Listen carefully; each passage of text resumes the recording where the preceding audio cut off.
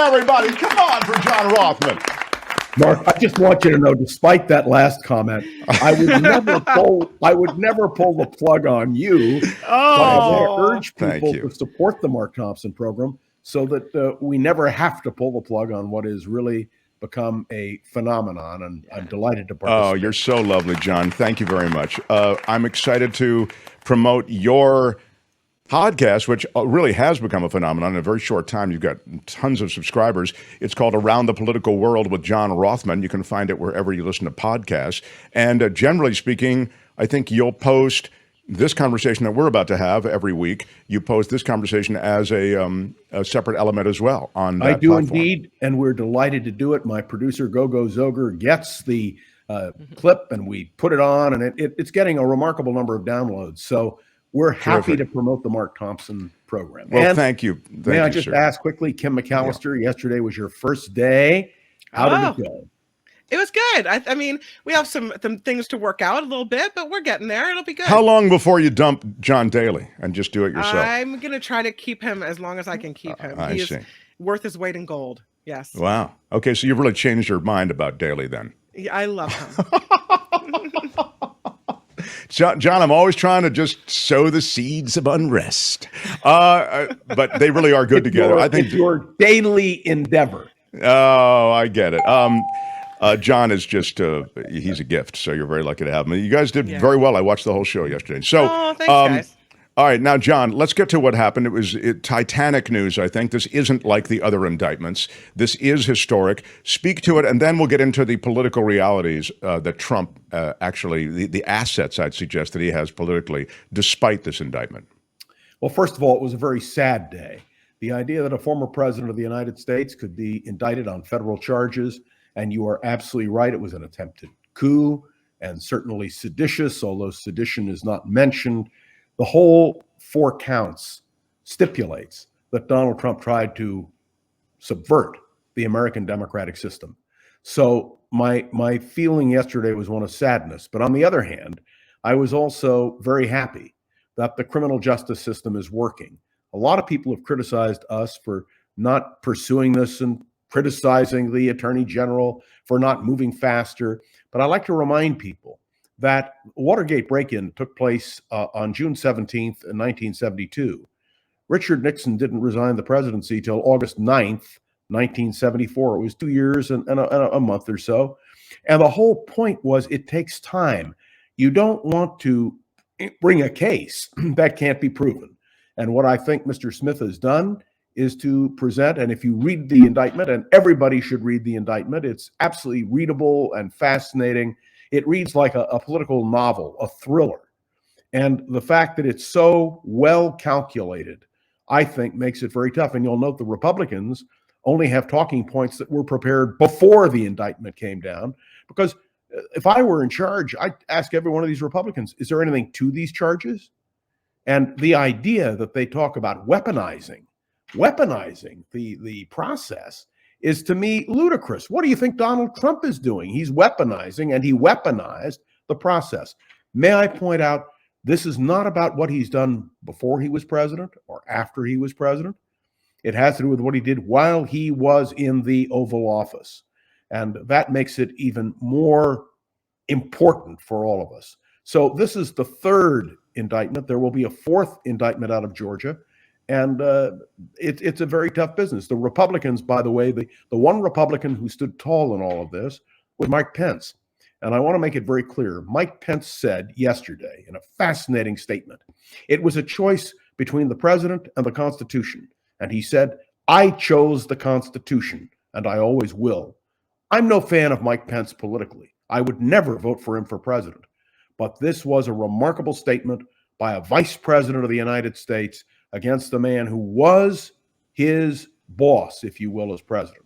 So those are just some quick observations. Sure, and you know, you mentioned Pence. I mentioned at the beginning of the show the fact that that quote exists in the indictment, "You're too honest." You know, right. That was what Trump said to Pence.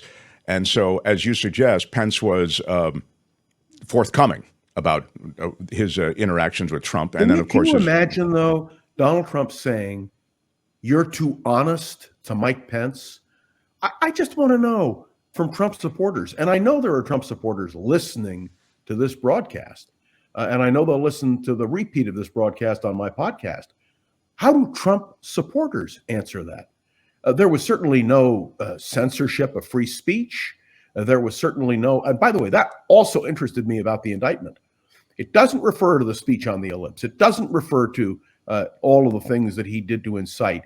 It deals with the specific facts, established facts. And may I also say that one of the most interesting aspects of this will be what, when we read the whole business and we hear it all presented, is whether or not the former president's chief of staff gave information that would ultimately result, and whether his former vice president would do the same thing. Let me take a couple of these. SF Tesla says, I never saw illegal barrage attacks like this before. Are they trying to convict him by playing the odds? With so many cases thrown in the hopper, one of them ought to clinch the conviction. No. Listen, this is a kind of like, looking at a mass murder scene and going, God, they're gonna charge the guy with all those murders. One of them's got to stick. No, I mean, if the guy's a mass murderer, he's a mass murderer. Trump was a mass illegal parade of illegality, might be the way to put it. So I think all of these charges that are coming forward are to be expected. A guy who runs afoul of the law, who is completely lawless in almost his every move, is going to pick up some indictments, SF Tesla. I don't think it's a legal strategy to charge someone who's lawless with various violations of the law. Don't you agree, John? Right. This is astounding because it's separate cases. And the complete disregard for his oath of office, the complete disregard for law is what is so astounding. We have never had a president violate so many norms, so many ethics, so many laws as Donald Trump. So this is not a persecution at all. He has brought every one of these indictments on himself. And when you read what Mr. Smith has prepared, you can see without any question that this is a man who was completely off the rails. Yeah, and I might say that, this isn't like the kind of gill net fishing of law where you just pull everything out of the ocean and you figure out what you want later. As John has said, you needed to work very hard to essentially produce a case with supporting depositions and testimony. I do think, I will say this because I will own the statements that I made early on, this did take too long to happen. Now, what I thought took too long to happen was Smith's appointment. I just feel as though the Justice Department ground too slowly. I think they were trying to avoid charging a former president, but that's for another time. This is the other thing I wanted to mention, John, another comment. And there's a lot of this, and I love Mindy. She's a regular viewer of the show. Pence is a true American and stood for the truth. Well, let me just say this. There is a lot I don't like about Mike Pence, but I mean a lot. I'm with John Rothmann on this. I wouldn't vote for him. I feel he's a homophobe, and he not only is a homophobe, but he's put legislation in when he was governor to actually take money away from Planned Parenthood and put it into gay re-education camps or programs. It's absolutely heinous. So I think Pence, when you say is a true American, we have a low bar now. Why? Because he told the truth and did what he was supposed to do? Sorry, I don't give him credit for that particularly. But John, you may disagree. Should I give him credit? Look, I give him credit for having the courage to stand up against Donald Trump. It is not easy for a vice president to oppose a president. You can go back to Jefferson and Adams in 1800, where you had that kind of opposition. I guess you could suggest that John Nance Garner deciding to run against Roosevelt in the Democratic primaries for that third term in 1940. But generally, vice presidents toe the line. They have only one constituent that matters, and that is the President of the United States. So I give Mike Pence credit. And more than that, he kept contemporaneous notes. We didn't know that before. Those contemporaneous notes are now part of the record. And I have a feeling that Donald Trump is going to be very unhappy when between Mike Pence and Mark Meadows, a lot of this comes out. By the way, you'll notice Mark Meadows is not one of those listed as a potential unindicted co-conspirator. And the reason may be that not that Mark Meadows flipped, but that Mark Meadows told the truth. And I think there is a real distinction between those two. Mark, we have to thank Dan Quayle for giving Pence the advice to do the right. Okay, I mean, again, we can say I thank Dan Quayle, I thank Mike Pence. My feeling is, guys, it shouldn't be. I don't even know why the call was made. I mean, it's absurd. It's a pro forma act on the part of the vice president to certify the election. Why do I need Dan Quayle to, tell Mike Pence that he shouldn't do it? Why are you yelling? Well, you might say that having to do that, I would quail at the thought. Oh, but the God. important thing, but the important thing is that in the end, Mike Pence withstood tremendous pressure. And one of the things in the document, I think that's a fair point. That's a fair point. The repeated attempts, including Christmas message, New Year's message, public comments that it tried to intimidate the then vice president. And whatever you think of Mike Pence's politics, and I don't happen to like them, this was a matter of a man standing firm. What if he had not? You see, that's the real question. What if he had accepted John Eastman's recommendation and Donald Trump's pressure to send these electorals back to the state? No, John, it would be like me asking you to drive the getaway car and in some robbery I'm pulling off, and then when you said no, you got to give John Rothmann credit. He said no. Why? I mean, Rothmann shouldn't drive the getaway car. Why? Thompson was asking him to do something wrong and illegal. Yes, and Mike Pence had the courage to say it and say it publicly, and he's now being more adamant. And I think that is what he deserves credit for. I think way, if you commit a robbery, and you need somebody to drive that getaway car, I'm the last person you want. Yeah. But on the other hand, if you just drive too slowly, the is fact the problem. that people should support this broadcast, I'm happy to do it.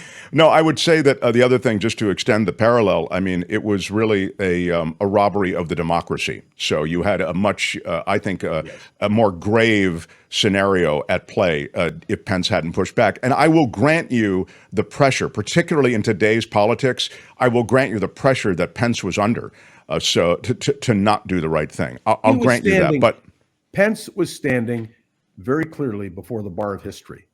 He wants to be on the right side of history. If he's never president, he wants his children and grandchildren and future descendants to be able to say, at a critical moment in the history of this country, Mike Pence did the right thing.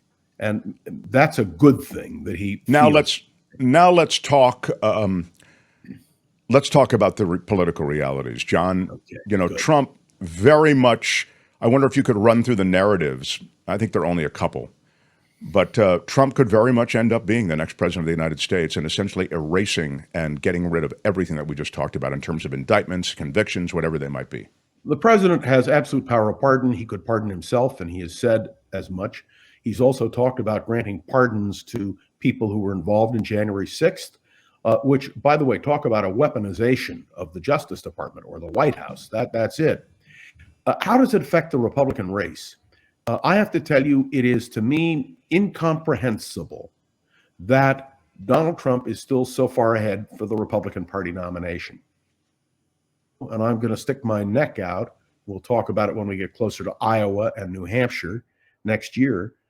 If he wins those two, the caucus in Iowa and the primary in New Hampshire, I think he's unstoppable for the Republican nomination for president. Who could replace him as a nominee? Well, DeSantis has failed so incredibly that I just don't see him emerging. And I don't think that Trump's base will now accept Mike Pence. So the Republican Party has a real issue involved. And that goes back, if I may be so bold as to say, when Donald Trump's son, Donald Trump Jr., on the ellipse said, we are no longer the Republican Party, we are a party of Donald Trump. So my feeling is that if Trump is the nominee, and he may well be, the American people will offer, I think, a repudiation of Donald Trump. By the way, don't take a look at these popularity polls. Take a look at state by state. Right. And you can take a look at the numbers and you can see that it is highly unlikely that Donald Trump could put together an electoral majority. But he is running, I believe, in part. I think he would have run anyway. But now, with the power of pardon, tantalizingly close, he will stay in this thing to the end. He cannot afford not to leave. By the way, if you're a small contributor to Donald Trump, can you imagine 40 million plus dollars being spent on Donald Trump's legal fees. I thought he was a billionaire. Right. I've never seen I want to be very polite about it, but I've never seen a cheaper person who has all this money refusing to spend it on himself and instead turning to small donors. Unbelievable. Yeah, well, if you can get somebody else to pick up the tab, I guess you do it. I made that point yesterday. I couldn't believe it. I mean, because these are legal bills. First of all, his style is generally not to pay his legal bills. But now that somebody else is able to pick up the tab, I guess it's easier. You make a very important point, and I think I'd like to underscore it. The election doesn't come down to some national poll. It comes down to, now, it's screwy. I mean, once again, you know how I feel about this, all of you who've perhaps listened or watched for a while.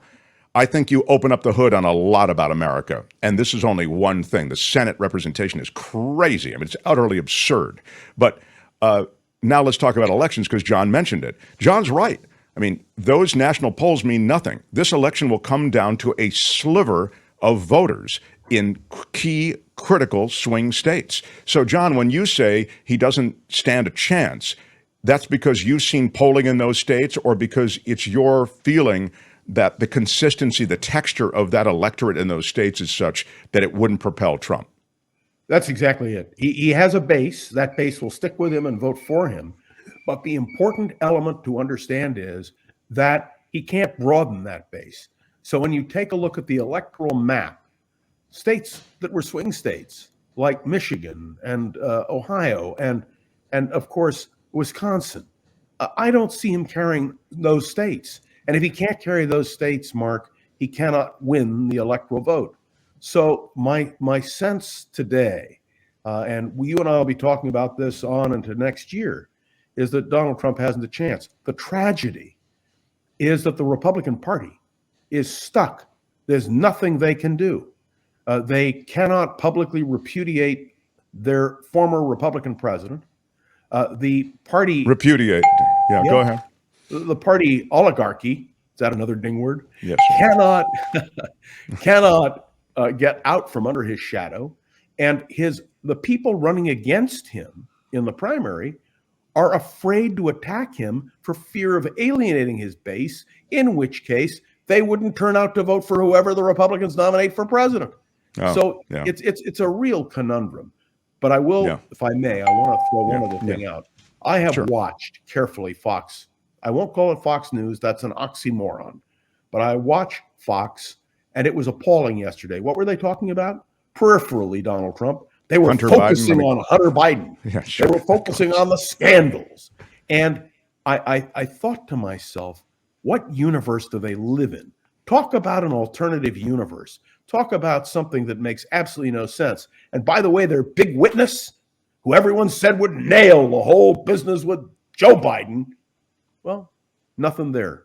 Well, that's exactly right. I mean, just to put a specific for those of you who missed it, the star witness on the Hunter Biden thing was to really connect Joe Biden to Hunter Biden in kind of an influence peddling thing. You know, that is to say, you pay my son this much money and I'll sit in on meetings and, you know, perhaps grant you favors at the executive level. Or at the administrative level, because at that point he wasn't president. But more to the point, the star witness John's talking about actually said, yeah, a couple of times Joe Biden came onto the phone, said hello, and, you know, like, what's for lunch, that kind of thing. You guys okay? Nice to meet you. It was a very apparent, like, how's the weather there? It was literally that kind of conversation. And then he ducked out. And the star witness said it was clear that Hunter was trying to spin his father's participation as much bigger than it was. The witness said that. The guy who's supposed to essentially make the connection. So I think there really is no there. But not if you listen to Jim Comer. Not if you listen to Jim Jordan. Not if you listen to Sean Hannity. And not if you listen to Laura Ingraham. When you listen to the people on Fox, it was the most incriminating testimony. And now they're requesting a transcript, which we will all go over very carefully. But they didn't lay a finger on Joe Biden, and Joe Biden is the person in question. in their minds anyway, because they're talking, believe it or not, they're talking about impeaching Joe Biden. Well, in order to have an impeachment, I've said this before, you don't need any grounds. All you have to do is have enough votes. And remember, the Republicans control the House of Representatives. But now let's go to Kevin McCarthy for a moment. Kevin McCarthy understands he has a 4-vote majority in the House of Representatives. If he wants to remain Speaker, he's got to be very, very careful. And so he can't attack Biden. He can't attack Trump. He can't attack anybody. All he can do is act very defensively.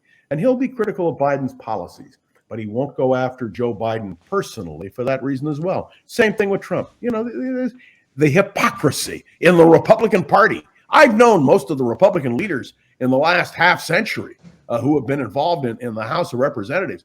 I keep thinking to myself, if Jerry Ford were alive, he'd be rolling over in his grave at this kind of thing. Hypocrisy, Dingward. I love that you call him Jerry Ford. All right, now, John, you bring a wealth of information and analysis every week. We so love having you, but people who want more can get more. It's a daily podcast around the political world with John Rothmann. I encourage everyone to grab it, subscribe. It'll download to your magic device automatically. And in so doing, you'll be able to get inside the mind of John Rothmann every day. Wow. Monday through Friday. Yeah. But I want you to know I wouldn't miss being with you ever. And I want to thank Mark, and I want to wish Kim McAllister every success in her venture. John, let's keep it about me. Okay, I hit this thing where everybody's drafting off my success. Mark, John I would never miss this, but I want to say this about Kim. Hey, screw that. So sweet, John. Let's keep this about me, Rothman. It's about me. Kim, may I say, ignore the diatribe coming from the Kim, upper square. anytime I can be of service to you, it's on the house. Look at Thank this. you so Now much, he's already Rothman. jumping from this show to your show. It's outrageous. Absolutely outrageous. John Rothmann, everybody. Thank you. Thanks, John. We love you. it. Hi, it's Mark, and I thought that was great. Hit the notification bell. You'll know whenever there's a new video being dropped, and please subscribe to our channel to help us save the universe.